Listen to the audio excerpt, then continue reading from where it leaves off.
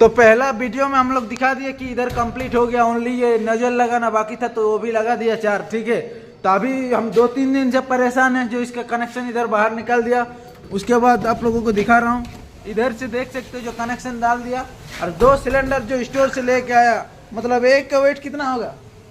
2.20 हाँ 2 quintal 20 kg जो है एक का, ठीक है।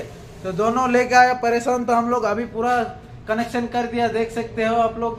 अभी ये ग्रीन में है, देख सकते हो जो फुल प्रेशर है, देख। और ये भी लगा दिया है, तो अभी पूरा फिनिशिंग हो गया, पेंट वेंट मार दिया। तो आप लोग वीडियो को लाइक, चैनल को सब्सक्राइब करो। उसके बाद अगला रूम का आप लोगों को दिखा रहा हूँ।